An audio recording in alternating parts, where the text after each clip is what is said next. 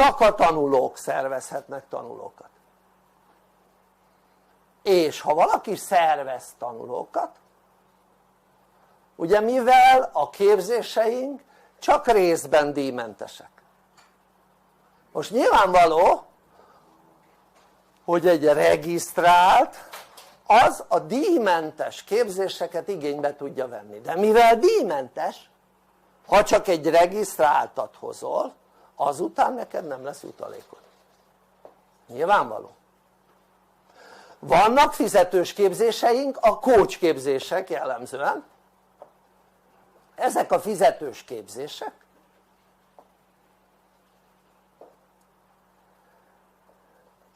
ezek tandíjba kerülnek, tehát tandíjba. A tandíj az első hónapban óránként 660 forint. Ha ennél kapsz kedvezőbben tényleg módszereket, akkor én megemelem a kalapot előtted. A második hónaptól a tandíj az 330 forint óránként, és végig ugye ráadásul egy új, erre még 3 éves garanciát, árgaranciát is kap. Tehát ez nem garantált ez az ár, hogy így van, mert ezeknek a képzéseknek az értéke 150 000 forint havonta.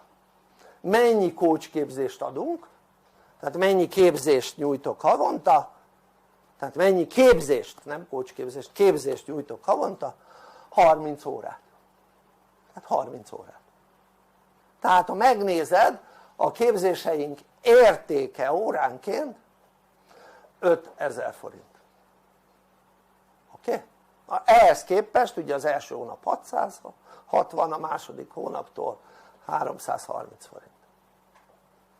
És ezeknek a tandíjaknak ugye a bevétele befolyik a céghez, és a cég a 75%-át kifizeti jutalékban a szervezők közt.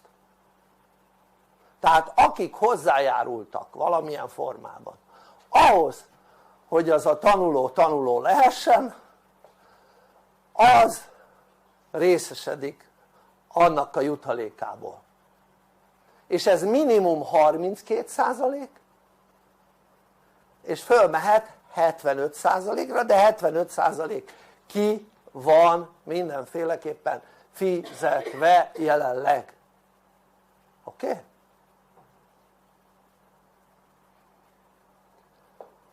Adat ebben kapcsolatban, jó? Olyan embereket keresünk, akik szellemileg nyitottak eleve, és olyan embereket nem próbálunk szervezni tanulónak, aki nem nyitott a szellemi fejlődés irányában. Világos ez? Tehát ezért nagyon egyszerű kérdést föl tudunk tenni az embereknek, hogy te mennyire vagy nyitott a szellemi fejlődésre, tehát az ember és életismerettel kapcsolatos szellemi fejlődésre. Valaki azt mondja, hogy nem nyitott, nem foglalkozunk vele semmilyen, tehát onnantól kezdve témaváltás. Világos ez? Aki azt mondja, hogy nyitott, avval foglalkozunk. Mit jelent a foglalkozás? Hogy elindítjuk a tanulóvá tételét. Ha ezt jól csinálod, aki nyitott, el tudod érni minimum azt, hogy 10-zel akivel beszélsz, abból legalább egy tanuló legyen, ha jól csinálod. Oké? Ha nem jól csinálod, akkor ennél rosszabb arányaid lesznek. Ha még jobban csinálod, akár még jobb arányaid lesznek. Na most, és hogy szólítjuk meg általában az embereket? Tehát most gondold végig, az emberek 4%-a nyitott a szellemi fejlődésre. Tehát az ismerőseid 4%-a, a jelenlegi ismerőseid 4%-a nyitott a szellemi fejlődésre, a 96% nem nyitott a szellemi fejlődésre. De ha olyan közösségekből keresgélünk, akik már eleve nyitottak a szellemi fejlődésre, akkor ez az arány már 100%. Világos ez?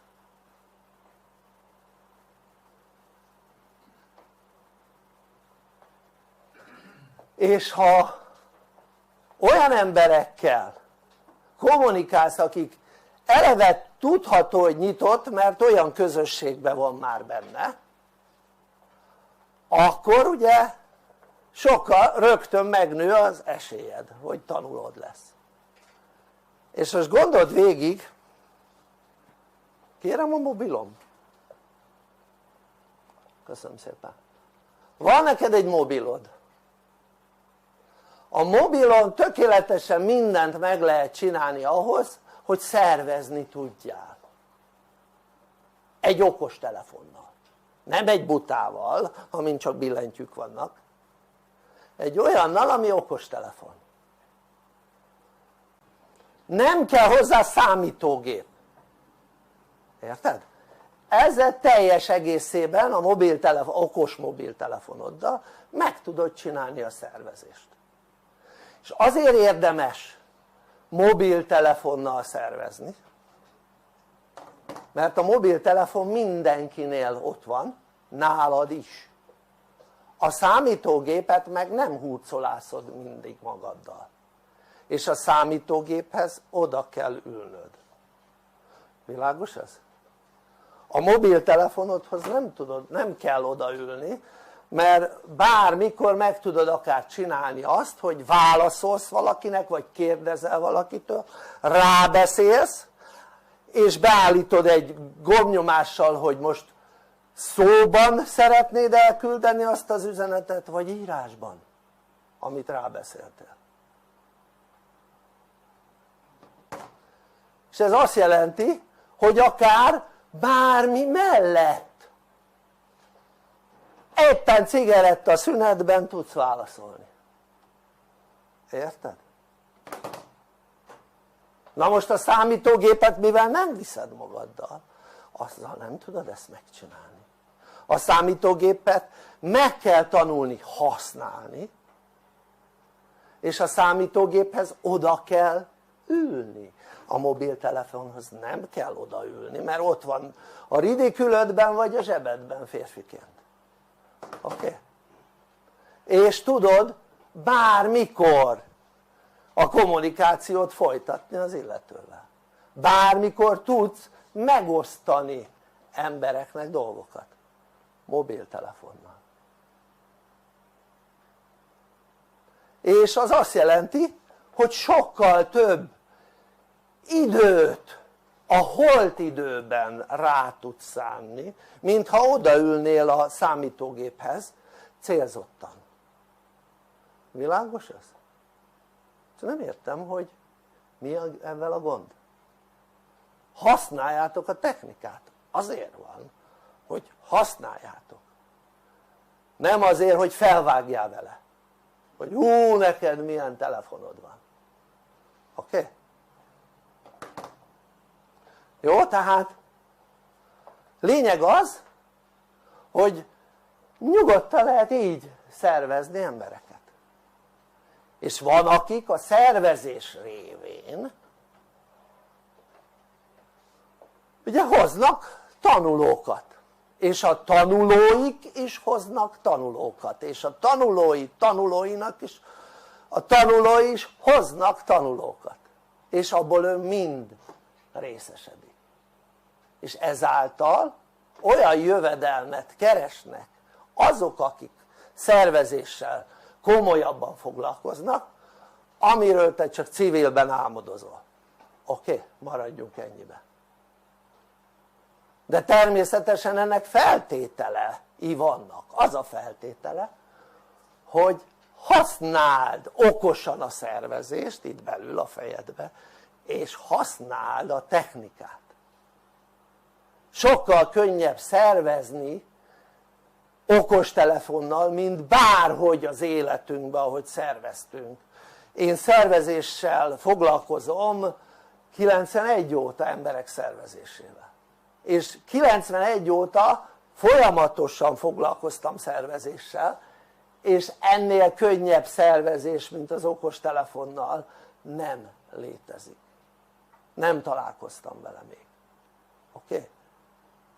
És az okostelefonon keresztüli szervezést sokkal könnyebb megtanulni, mint mondjuk egy számítógépen keresztüli szervezést, ezt csak úgy mondom, sokkal könnyebb, mert ugye ha van okostelefonod akkor valamennyire használod, más nem telefonhívásra használod a mobiltelefonodat, és onnantól kezdve ahhoz képest már nem egy nagy tudomány elsajátítani több dolgot. De vannak olyan emberek akiknek a számítógép az olyan mintha a kínai billentyűzete lenne, érted?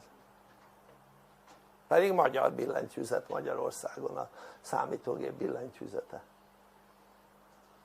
No, tehát aranykornak kell lenni, és itt nem az a kérdés, hogy az aranykorhoz lesz elég tudás, az aranykorhoz már meg lenne a tudás, megvan a tudás, nem ez a kérdés. Tudod mi a kérdés? Hányan jutunk be? Ez a kérdés. És a szervezés nélkül nem fog működni. Világos ez? Tehát maguktól az emberek nehezen lépnek, érted? Tehát kell külső indítatás, kellenek olyan emberek akik elindítják azt a fajta, arra a fajta működésre az embereket.